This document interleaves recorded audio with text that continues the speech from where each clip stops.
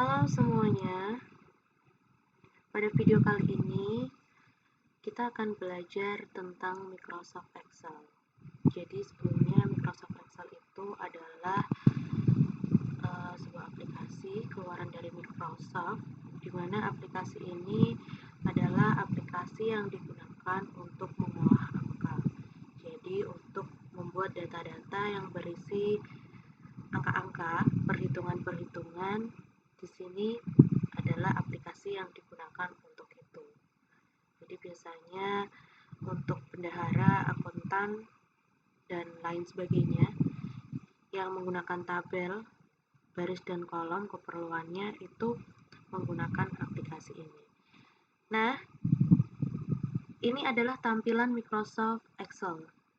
Jadi Microsoft Excel itu tampilannya warnanya hijau pada area ini. Kalau Microsoft Word kemarin kita sudah belajar, itu tampilannya adalah biru ya. Saya akan memperkenalkan apa saja yang ada pada Microsoft Excel. Yang pertama, sama seperti Word, Microsoft Excel juga memiliki Quick Access Toolbar. Ini dia ada Save, Undo, Redo. Kemudian ada title bar. Title barnya masih Book 1 Excel karena belum disimpan dan belum dikasih nama. Kemudian ini juga size bar, ada minimize, restore, dan close sama. Kemudian menu bar, ada home, insert. Di setiap menu bar juga ada toolbarnya, hampir sama seperti Microsoft Word ya, cuman di sini ada yang berbeda. Kalau di bagian home sampai dengan wrap text sampai alignment ini itu sama. Kemudian ada tambahan number, style cell, sampai editing. Ini kalau di Microsoft Excel. Kemudian ada insert untuk menyisipkan. Kemudian draw, page layout untuk mengatur kertas, margin, dan lain sebagainya. Formula, data, review, view, help. Nah, kemudian tampilan Microsoft Excel itu yang pertama kita lihat itu adalah isinya adalah kolom dan baris. Jadi huruf A sampai dengan tak terhingga, misalkan kita geser scroll bar yang horizontal ini, kita geser sampai ke kanan, itu setelah Z pun masih ada AA, AB, begitu pula seterusnya, masih banyak sekali. Jadi di sini terdapat kolom dan baris yang banyak. Kemudian kalau yang disebut dengan baris atau row itu adalah angka 1 sampai seterusnya. Ini juga banyak sekali kalau kita scroll ke bawah. Banyak sekali kebutuhan kita akan tercukupi, kebutuhan kolom dan baris kita akan tercukupi pada Microsoft Excel. Misal pun tidak tercukupi pun kita masih bisa menambah sheet. Ini adalah sheet lembar kerja kita. Kalau di Microsoft Word itu memakai kertas, kalau ini memakai sheet, workbook namanya. Itu terdiri dari kolom dan baris tadi ya, column and row. Kemudian bisa ditambah juga sheet 2, sheet 3, dan seterusnya.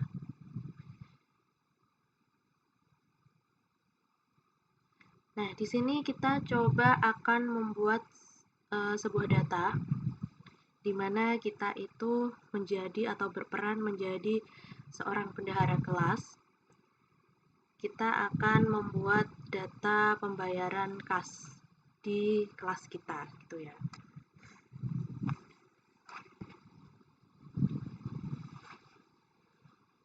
Nah, untuk pertemuan kolom dan baris A1, jadi kolom A baris 1 itu adalah namanya sel ya. Sebelumnya saya kasih tahu dulu. Nah, ini adalah sel yang aktif. Kalau saya klik di sini, itu adalah A1 yang menjadi sel yang aktif. Jadi box yang aktif A1. Kalau misalkan saya pilih di sini, letakkan kursor di sini, sel yang aktif adalah B5. Kolom B, rows-nya 5 atau barisnya 5. Bisa terlihat di sini B5 ya. Nah, kita coba membuat judul dulu karena kita akan membuat menjadi seorang bendahara kelas yang memegang keuangan kas kelas kita ya.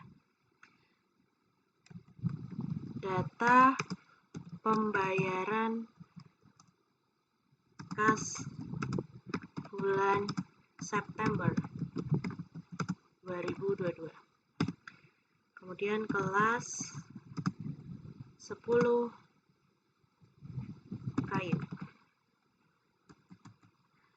Nah, caranya bisa dengan di enter ya, atau mungkin kalau kalian memakai mouse kursor ini bisa diklik di bawahnya, kemudian kalau mau nulis di A4 diklik juga di A4. Letakkan kursor di sini, diklik kiri.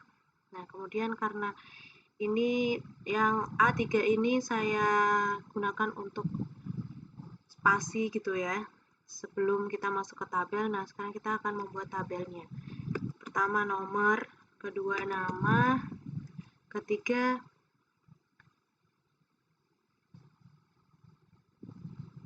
data pembayaran. Nah, ini saya taruh kursor saya di C5. Di C5 ini saya tuliskan minggu 1, minggu 2, minggu 3, kemudian minggu 4. Nah, antara sel satu dan sel lainnya ini bisa diatur caranya karena kebutuhan saya untuk nomor ini cuma sedikit, jadi menurut saya ini terlalu lebar. Akan saya perkecil seperti ini. Kemudian untuk kebutuhan nama, saya memilih memperbesarnya karena nama biasanya itu agak panjang. Nah, kemudian kita akan membuat data pembayaran ini menjadi kita merger. Artinya di merger itu dijadikan satu gitu ya. Kita coba caranya adalah dengan klik C4, kemudian di blok ke samping kanan. Caranya ditekan, diklik, kemudian ditarik sampai F4. Nah, sudah. Kemudian kita menuju toolbar merger and center. Kita klik. Nah, dia bisa jadi di tengah seperti ini.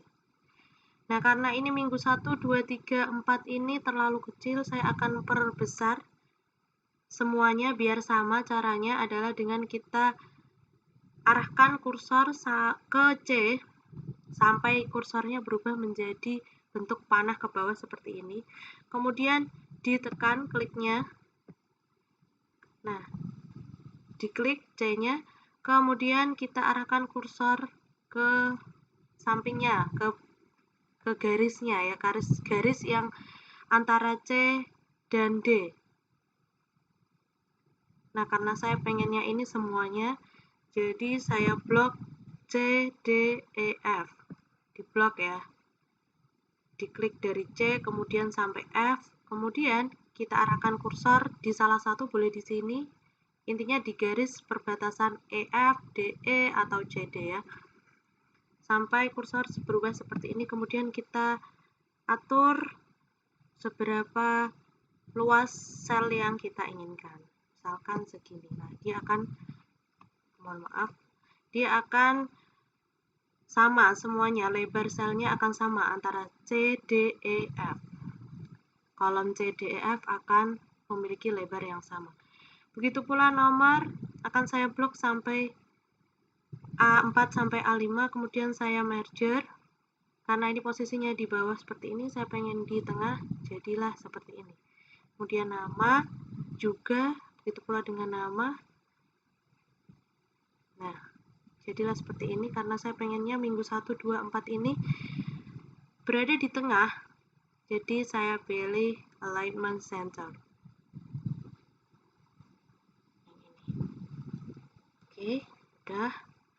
Kalau sudah, kita coba masukkan datanya. Di sini saya akan menggunakan nama yang acak ya.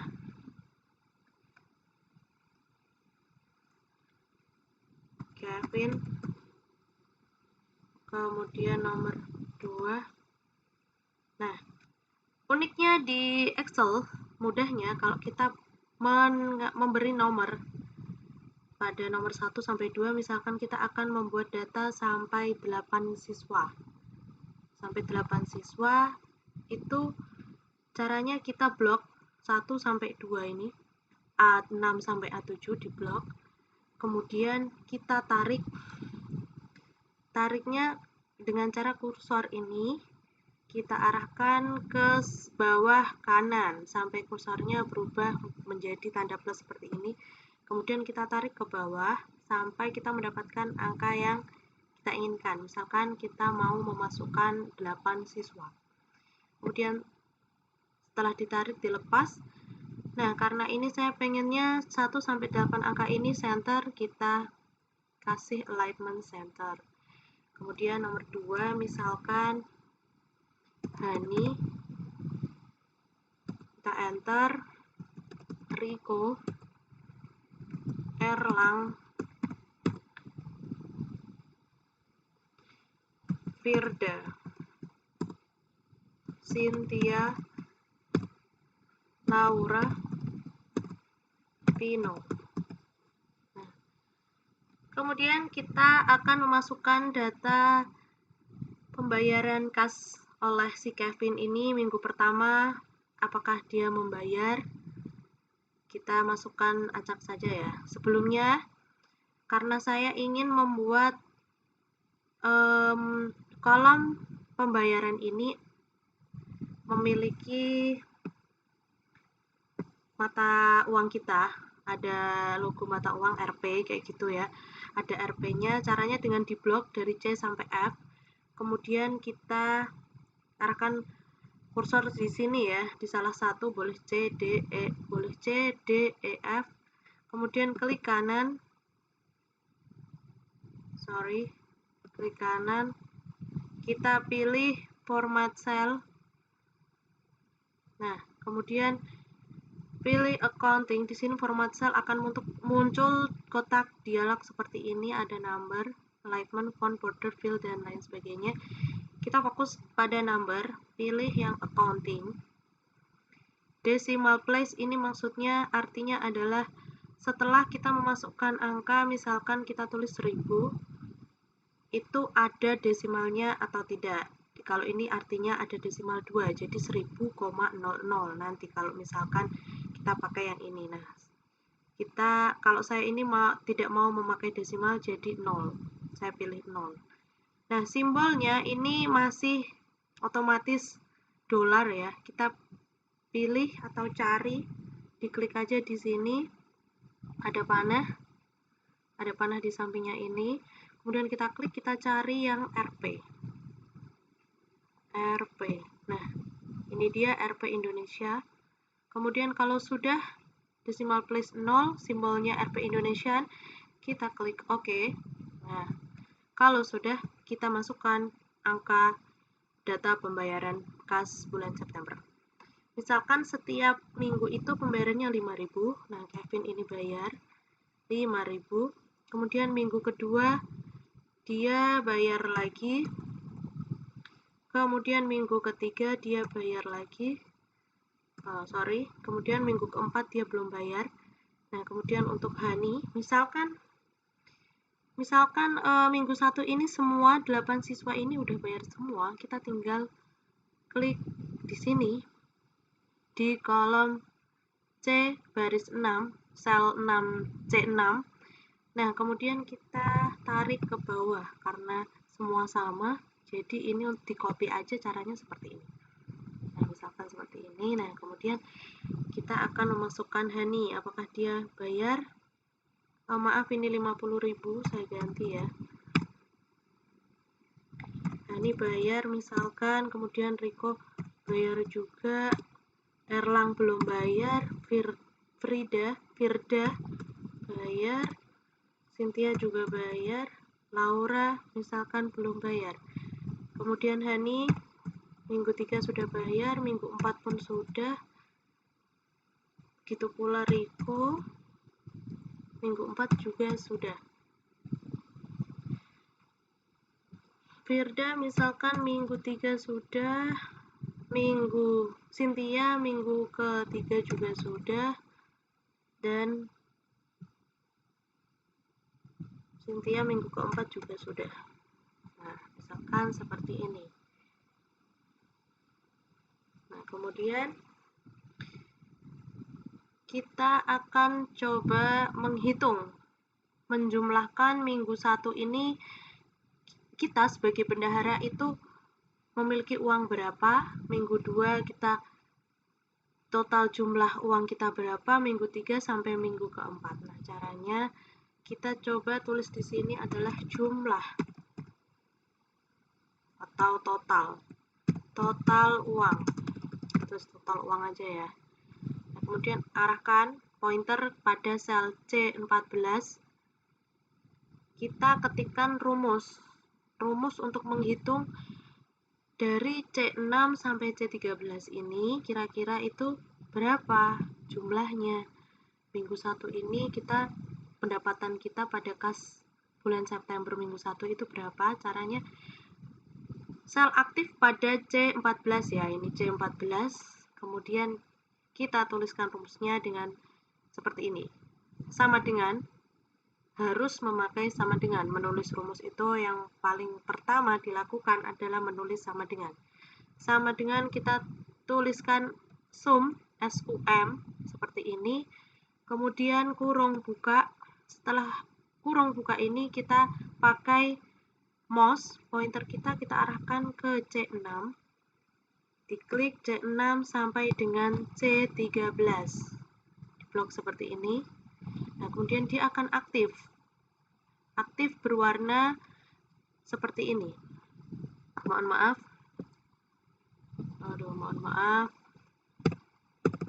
Kita ulangi ya. Sum, kemudian kita blok C6 sampai C13, kemudian kurung tutup. Nah, harus seperti ini rumusnya. Setelah itu kita enter. Nah, terlihat minggu 1 pendapatan kita untuk pendapatan kas pada minggu 1 bulan September adalah 40.000. Nih, rumusnya bisa terlihat di sini, di formula bar namanya ya. Begitu pula kita akan menghitung minggu 2.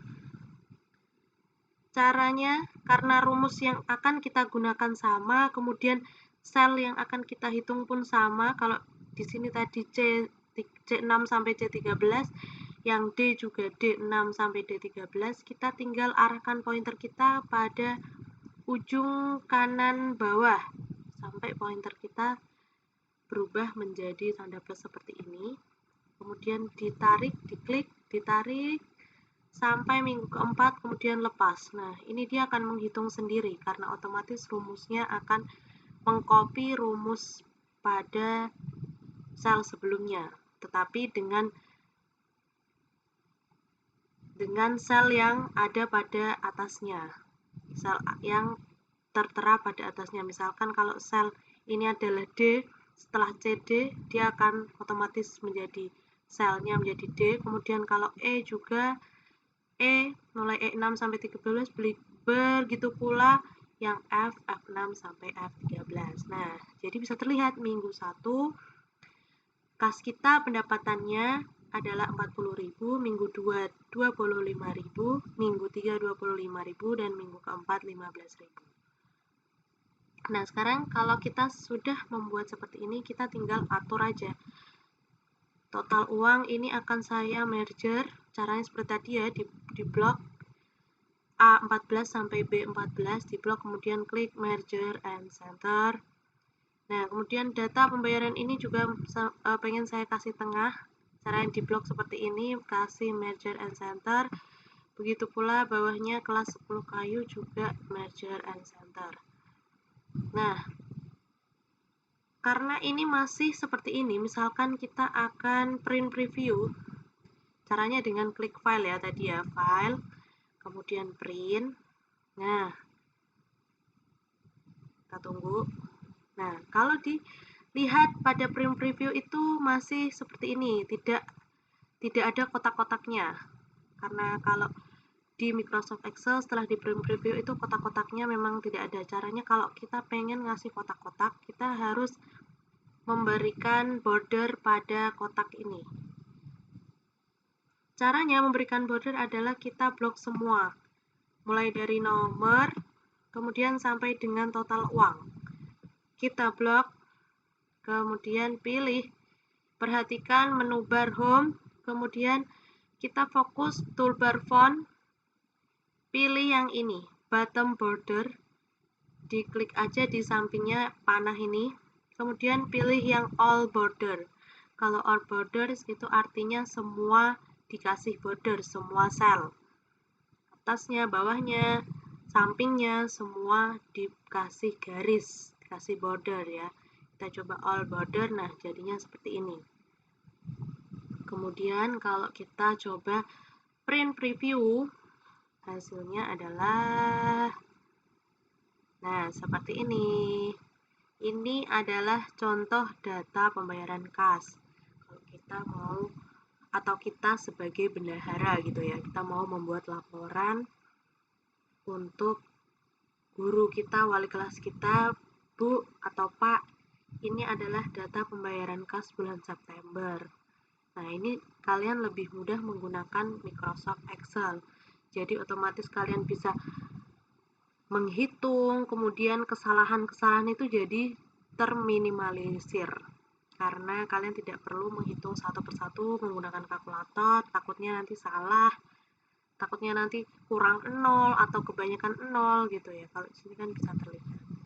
Dan ada rumus, jadi meminimalisir kita untuk mengalami kesalahan. Begitu ya. Nah, ini yang bisa saya sampaikan pada video kali ini. Kurang lebihnya kami mohon maaf. Boleh kalian berkomentar apapun, tanya apapun setelah ini membuat video tentang apa, boleh. Silahkan sampaikan di kolom komentar. Saya rasa cukup pelajaran kali ini ya. Pembelajaran kali ini cukup. Kita ketemu pada video selanjutnya. Bye!